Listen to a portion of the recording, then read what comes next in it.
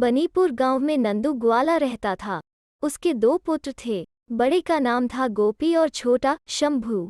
गोपी बेईमान और धूर्त था, पर शंभू भोला भाला और ईमानदार। नंदू के पास अनेक गायें थीं। उसने दोनों पुत्रों को काम बांट दिया था। शंभू गाय चराता था, गोपी दूध दुहता और उसे शहर बेचकर आता। वो रोज दूध में पानी मिला देता। इससे जो अधिक पैसा मिलता उसे वो छिपाकर रखता था। इस तरह उसने काफी धन जमा कर लिया। दूध निकाल लेने के बाद शंभू गायों को पास के जंगल में ले जाता। गायें वहां हरी हरी घास चरती। एक दिन गोपी बीमार हो गया। वो दूध बेचने न जा सका। नंदू ने शंभू ने कहा, बेटा, आज दूध लेकर तुम शहर चले जाओ। पिता का कहा मान शंभू शहर चला गया। उसने दूध में पानी नहीं मिलाया। ग्राहकों को पहली बार असली दूध पीने को मिला। वे बहुत खुश हुए। एक ग्राहक ने शंभू से कहा, तुम ही दूध लेकर आया करो, क्योंकि तुम्हारा भाई दूध में पानी मिला देता है।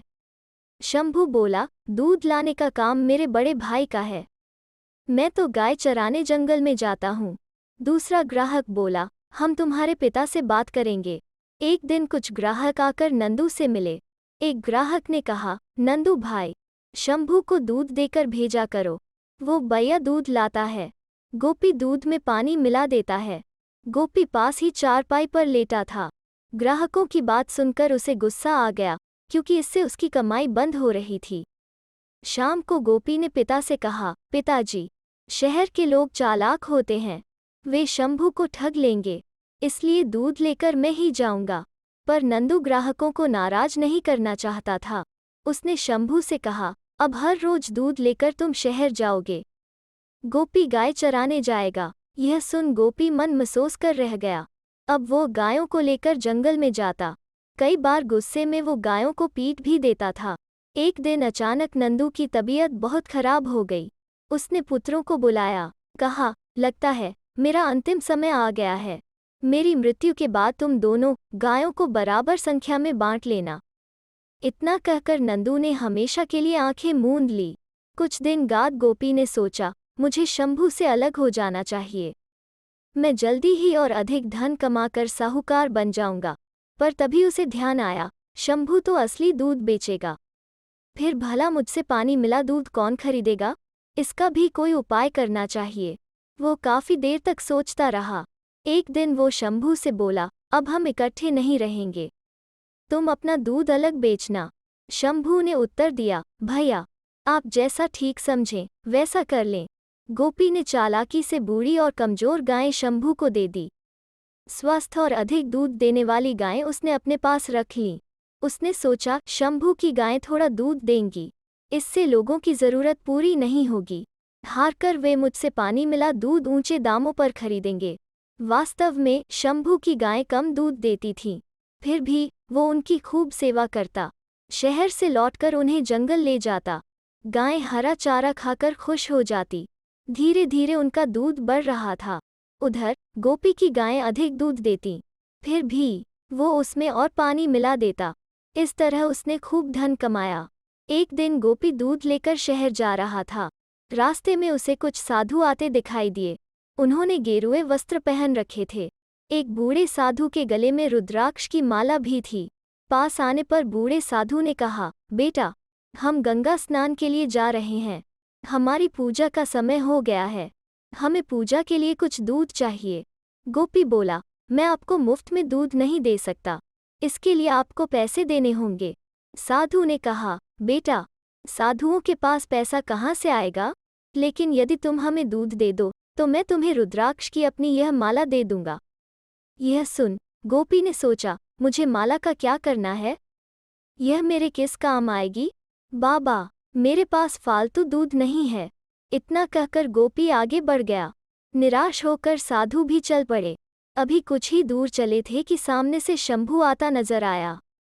पास आने पर साधु ने कहा, बेटा, हम गंगा स्नान के लिए जा रहे हैं। हमारी पूजा का समय हो गया है, इसके लिए थोड़ा दूध चाहिए। शंभू हाथ जोड़कर बोला, साधु बाबा, मेरा गायों का दूध आपकी पूजा के काम आए, यह मेरा सौभाग्य होगा। इतना कहकर शंभू ने दूध का बर्तन साधुओं के सामने रख दिया।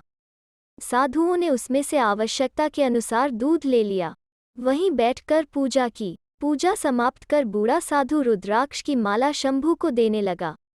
शंभू बोला, बाबा, यह माला तो आपके गले में ही शोभा देती है, इसे आप अपने पास ही रख लें।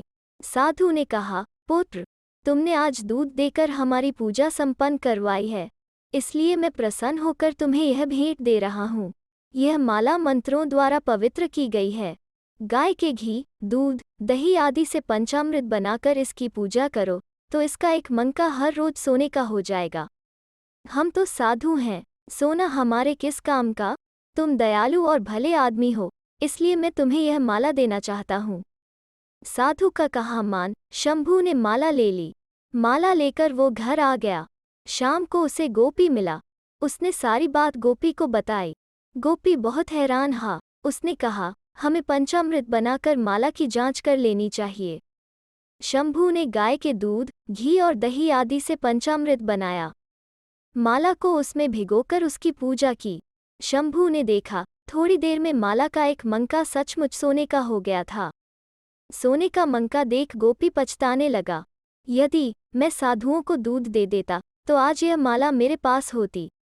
गोपी किसी तरह माला को हथियाना चाहता था। उसने शंभू से कहा, तुम्हारा घर कच्चा है, वहां आकर कोई भी माला चुरा लेगा। तुम यह माला मेरी हवेली में रख दो, वहीं इसकी पूजा अर्चना करते रहना। जब सारे मंके सोने के हो जाएं, तब तुम इसे ले आना। शंभू भोला था। उसने माला गोपी के घर रख दी, पर रात में गोपी ने माला जंगल की झाड़ी में छिपा दी। अगली सुबह शंभू पंचामृत लेकर माला की पूजा करने गोपी के घर आया। उसने देखा कि वहां माला नहीं थी। गोपी से पूछा। गोपी बोला, मुझे तो कुछ मालूम नहीं, तुमने अपने हाथों से ही उसे रखा था। हो सकता है कि साधु ने जादुई माला दी हो जो अपने आप गायब हो गई। क्या पता चूहे माला उठा ले गए हो। गोपी की बात सुन शंभू चुप हो गया। उसे लगा गोपी झूठ बोल रहा है, पर अब क्या हो सकता था। शंभू अपने घर आ गया। गोपी रोज पंचामृत ले जंगल में जाता, वहां माला की पूजा करता। इससे हर रोज एक मंका सोने का हो जाता। गोपी की इच्छा थी कि जल्दी से जल्दी माला के सारे मंके सोने के हो जाएं। फिर तो इसे बेचकर वो गांव में सबसे धनवान हो जाएगा। शंभू माला की बात भूलकर अपने काम में जुट गया। एक दिन वो दूध बेचकर शहर से लौटा, फिर अपनी गायों को चराने जंगल में गया।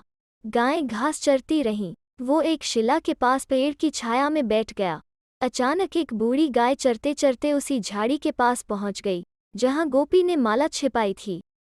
गाय ने घास चरने के लिए झाड़ी में मुंह मारा, तभी माला गाय के सींग में उलझ गई। शाम को शंभू गायों को लेकर घर लौटने लगा। अचानक उसकी नज़र बूढ़ी गाय के सींग में उलझी चीज की ओर गई। उसने पास जाकर देखा, उसके आश्चर्य का ठिकाना न रहा। यह तो वही माला थी। इसमें रुद्राक्ष के केवल 2 मंके बचे थे, शेष सभी मंके सोने के हो चुके थे। शंभू समझ गया कि गोपी ने ही माला चुराई थी। रास्ते में उसे गोपी मिला। शंभू ने उसे माला दिखाते हुए कहा, गोपी, जादुई माला मेरे पास फिर लौट आई है। गोपी ने माला देखी तो सन रह गया, कुछ भी कहते न बना। शर्मिंदा होकर शंभू से क्षमा मांगने लगा। शंभू बिना कुछ कहे घर आ गया। उसने 2 दिन और पूजा की। सारी माला सोने की हो गई। उसने माला बेचकर और गाय खरीद ली। अब उसके पास गोपी से अधिक गायें हो गई। उसने पक्की हवेली भी बनवा ली। कुछ धन गरीबों को दान कर दिया। उसके पास काफी दूध था, इसलिए किसी भी ग्राहक को गोपी से पानी मिला दूध नहीं खरीदना पड़ा। हारकर गोपी को भी असली दूध बेचना पड़ा, वो भी सस्ते दामों पर। तो दोस्तों, कैसी लगी आज की कहानी? अगर अच्छी लगे तो शेयर, लाइक और चैनल को सब्सक्राइब जरूर करें। फिर मिलते हैं एक नई कहानी के साथ।